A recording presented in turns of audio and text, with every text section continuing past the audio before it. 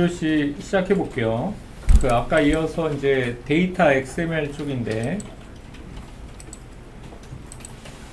이것도 일단 캡처를 좀 떠서 보면서 메모하면서 좀 정리해 볼게요.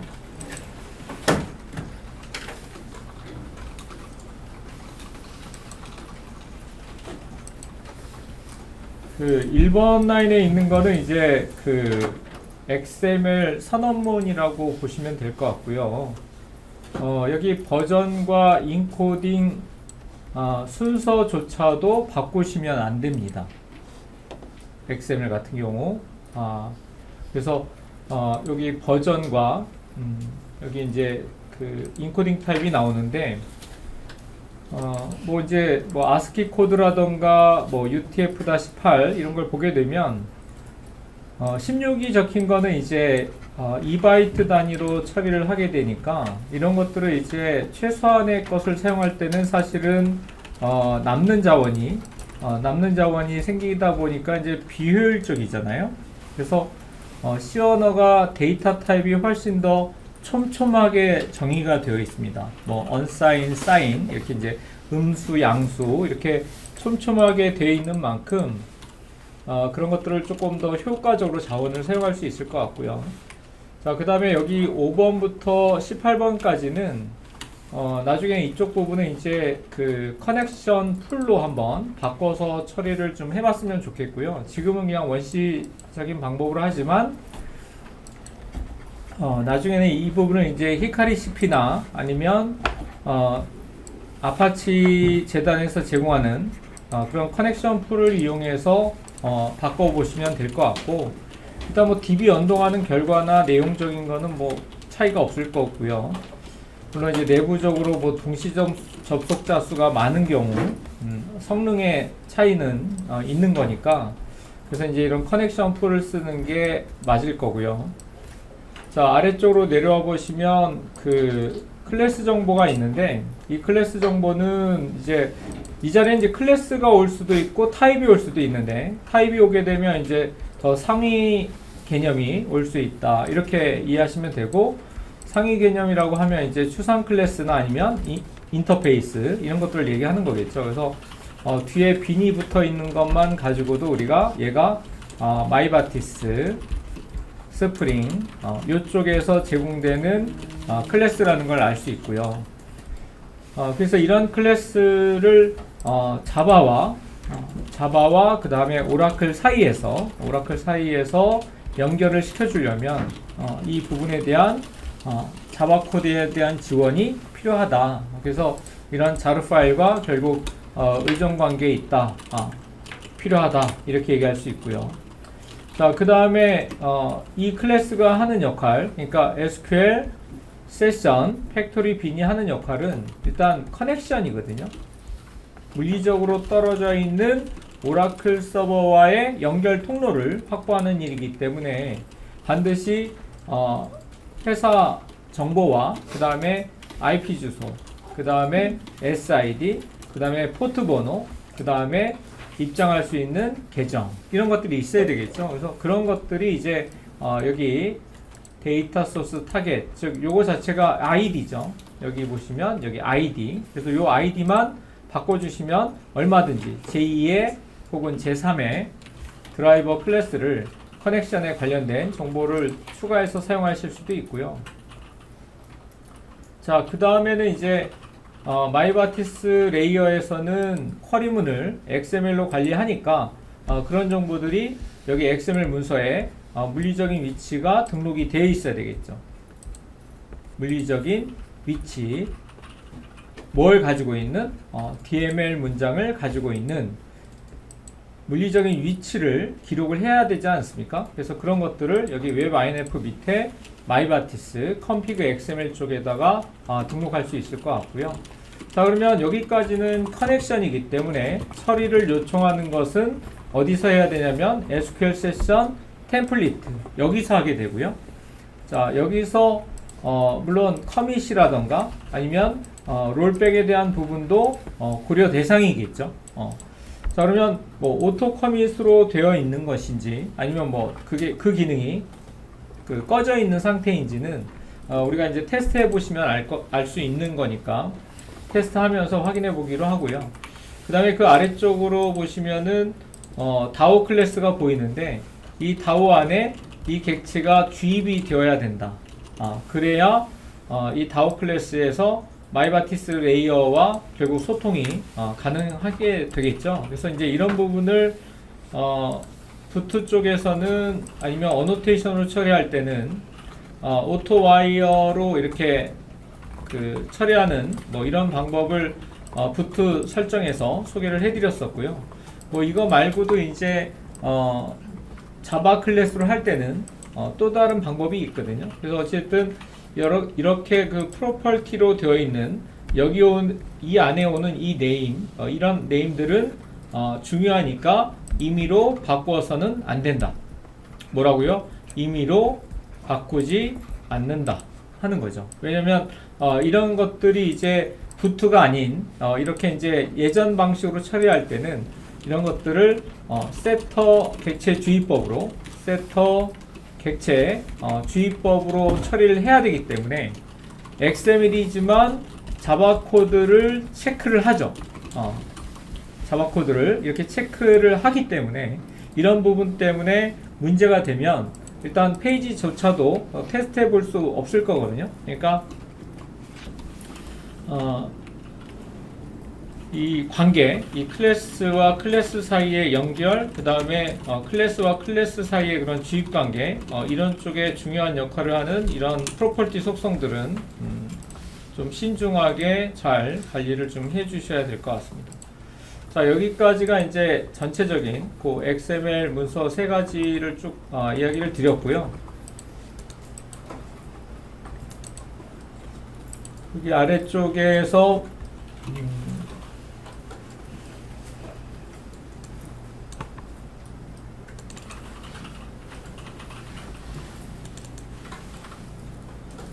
마이바티스 컴피그 XML 쪽은 이제 요런 모양이거든요. 모양 자체가. 그래서 여기서는 이제 이런 타입 알리아스를 별도로 정의해서 쓸 수 있다는 거 설명드렸었고, 아까 물리적인 위치를 등록한다는 게 여기 11번 라인이니까 요 11번 라인을 보시고 요 위치에 이 파일 안에다가 쿼리문을 관리해 주시면 될 것 같습니다. 자, 그러면 여기까지는 이제 어저께 우리가 한 부분에 대한 리뷰였으니까 이제 어저께 그 색을 쓰기 하는 부분, 그 부분으로 가서 좀 정리를 마무리를 좀 해봐야 될 것 같아요.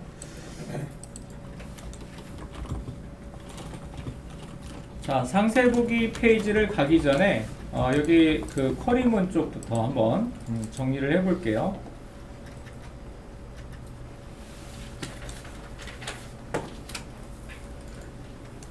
자, 메모하면서 얘기를 좀 해보고 갑시다.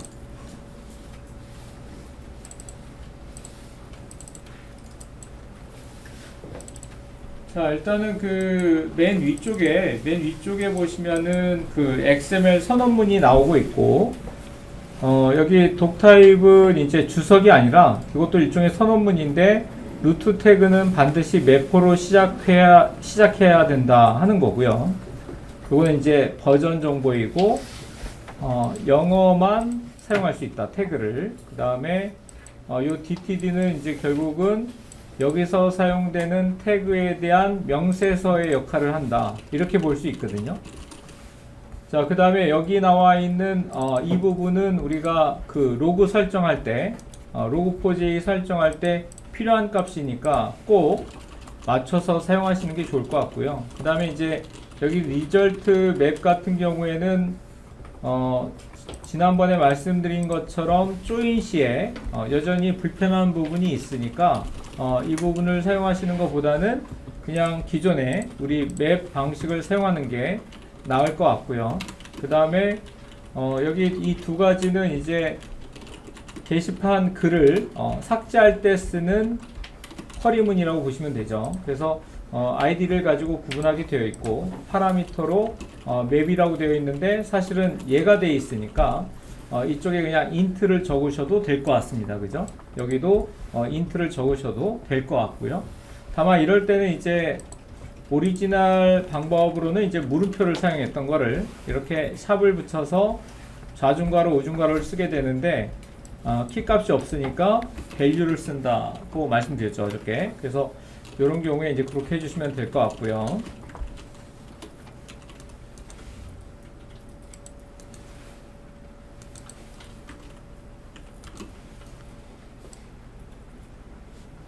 자, 계속 이어서 그 아래쪽에 있는 DML 문장 보시면 요거는 이제 글 번호를 체번하는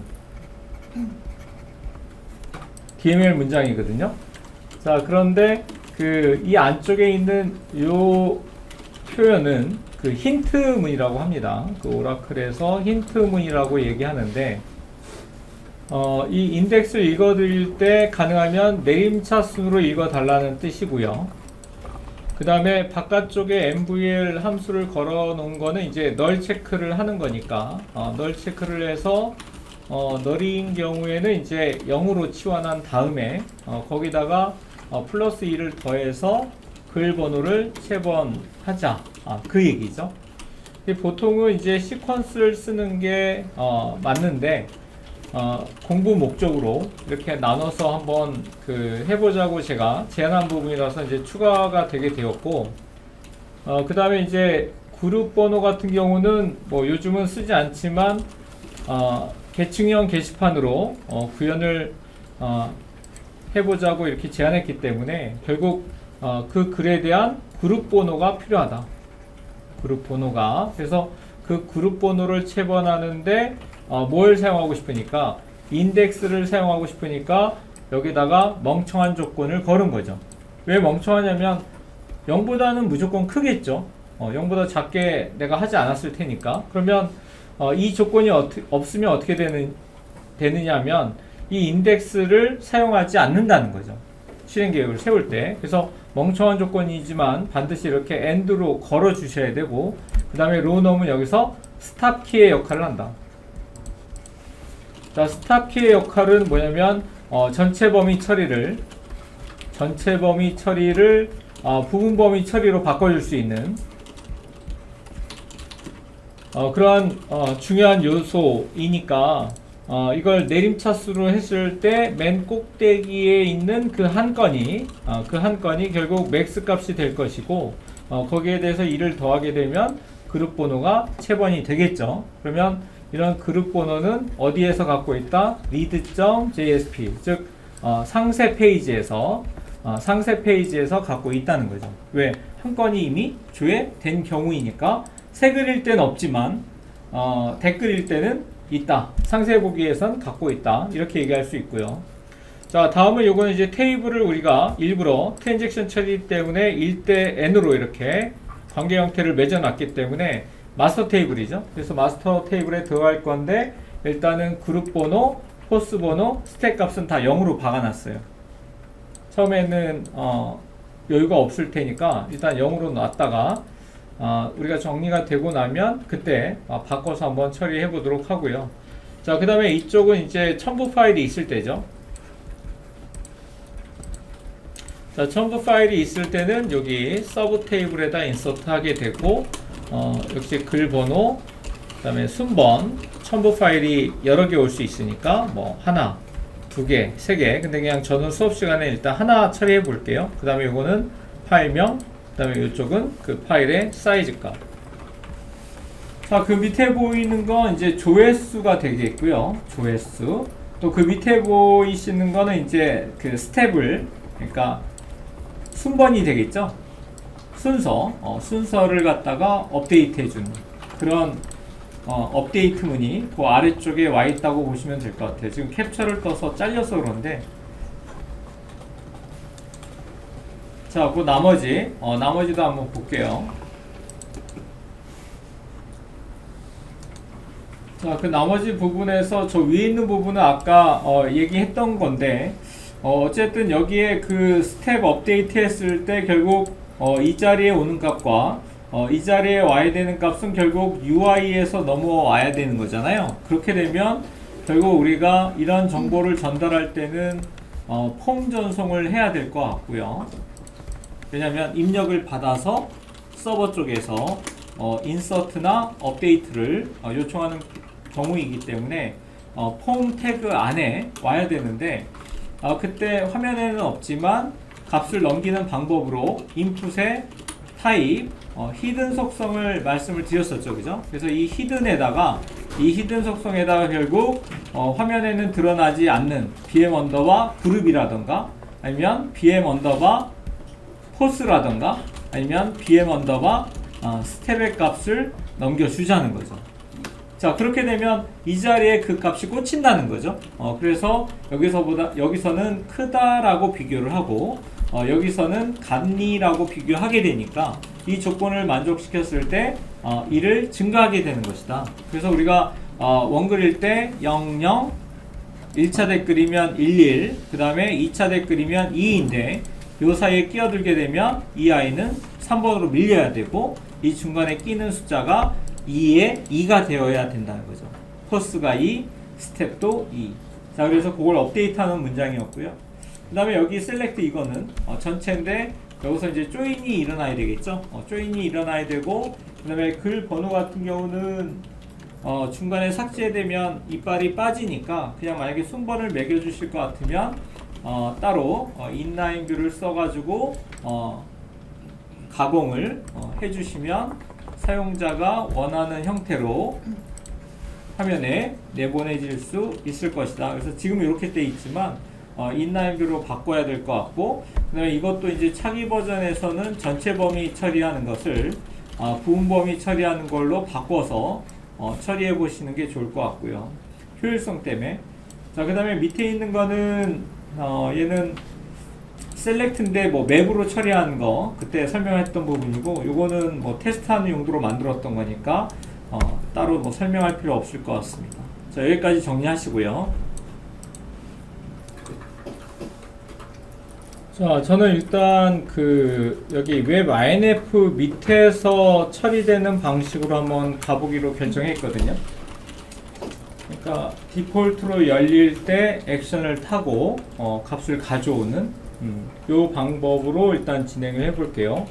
자, 그러면 제목을 눌렀을 때 상세 보기 화면으로 넘어가야 되기 때문에 일단 이 부분에 코드가 들어와 줘야 되겠죠, 그죠? 자, 그러면 이런 것들을 앵커 태그로 처리한다고 그랬으니까 앵커 태그를 넣어서 그 안에다가 함수로 처리할 수도 있고 페이지로 이동할 수도 있으니까 일단은 앵커 태그를 추가해 주시고요. 그 다음에 이쪽에서 이제 페이지를 read.jsp 페이지로 이동하게 할 거니까 여기다가 이제 뭐 xx.jsp로 한다던가 아니면 xx.sp4로 한다던가 이렇게 결정해야 될 것 같습니다. 제목을 눌렀을 때. 자, 근데 이렇게 됐을 때 이제 우리가 프라이머리 키를 가지고 가야 되니까 지금 이렇게 되면 어찌됐던 get 방식이므로 쿼리 스트링으로 값을 이렇게 넘겨야 될 겁니다. 그러면 이 뒤쪽에다가 저 위에 있는 값을 넘겨주시면 될 것 같고요. 만약에 5번이라면 5가 이렇게 넘어가야 될 것 같고 이 경우도 마찬가지 논리로 키 값이 넘어가 줘야 되겠죠. 자, 그러면 이렇게 했을 때 우리가 그 설계 부분에서 뭘 고려해야 되는지를 한번 따져볼 필요가 있을 것 같습니다.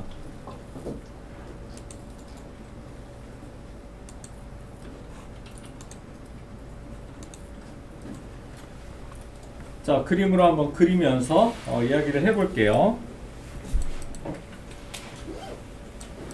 일단은 전체 조회를 하는 경우가 있을 것이고 지금처럼 한 건을 조회하는 경우가 있을 텐데 전체 조회를 할 때는 우리가 get, board, list 이쪽으로 향해야 될 것 같고요. 그 다음에 한 건을 조회할 때는 read.jsp로 향해야 될 것 같습니다. 자, 그러면 이 경우도 결국 액션을 타야 되는데 결국 여기서는 차이는 한 건이라는 거고 이쪽은 n 건이라는 게 차이죠.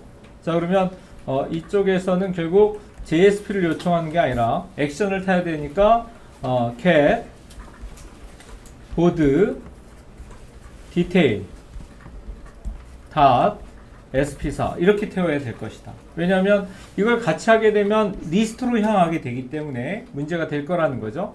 자, 그러면 컨트롤 쪽까지는 다르게 가더라도, 왜냐하면 응답 페이지 이름이 다르니까요. 자, 그렇지만 우리가 마이바티스를 사용하는 경우 웨어절은 결국 동적으로 처리가 가능하기 때문에 똑같이 사용하셔도 되겠죠, 그죠? 그래서 로직 부분과 그 다음에 다오 부분은 동일하게 사용할 것이다. 물론 이걸 그냥 if문으로 처리해서 여기서 분기를 해도 되겠지만은 그렇게 하는 건 유지 보수나 그 다음에 가능하면 의존 관계를 없애는 게 좋잖아요, 그죠? 독립적인 게 좋기 때문에 저는 요렇게 나눠서 처리하는 방법으로 한번 진행을 해 볼게요. 자, 그러면 거기에 대한 부분을 여러분들이 또 한번 작성해 본 다음에, 그리고 나서 저하고 한번 맞춰 봅시다. 자, 그러면 시간을 한 3분 정도, 한 5분 정도 드릴 테니까 한번 맞춰 보시죠. 자, 그림으로 한번 살펴보시면 이런 느낌이 될 것 같아요. 그러니까 getBoard list와 그 다음에 getBoard detail 이렇게 컨트롤러에서는 나눠지겠지만은 로직과 mDAO 쪽에서는 하나로 합쳐지는, 똑같은 거를 또 가질 필요는 없으니까요, 그죠? 그래서 위에 있는 하나를 공유해서 양쪽에서 다 쓰는 거죠. 근데 뭐가 달라지는 거야? 이쪽에서는 어디로 가는 거죠? get board list.jsp로 가는 데 비해서 여기서는 read.jsp로 가니까 뭐 하는 역할이나 내부적인 구조는 비슷하다 하더라도 유지 보수를 생각했을 때는 이렇게 컨트롤러 쪽의 메소드는 나눠 가져가는 게 좋을 것 같다. 그래서 이대로 한번 진행을 해 볼 거거든요. 자, 그러면 여러분들이 좀 더 고민해 보시고 나는 이따가 3교시에 내가 한번 진행해 볼게요. 먼저 한번 해보세요. 다 된 사람들은 read.jsp 준비해 주세요.